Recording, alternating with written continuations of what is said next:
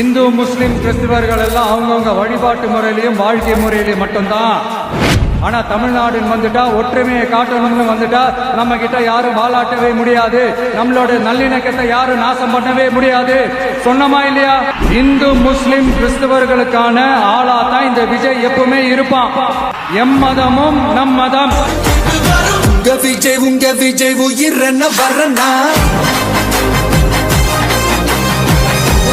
உங்க விஜய் எளியவன் குரல் தான். உங்க விஜய் தனியால் இல்ல கடல் தான். உங்க விஜய் எளியவன் குரல் தான். உங்க விஜய் தனியால் இல்ல கடல் தான். மக்கள் தானே மன்னர்களை உனக்கு காட்ட வரனா?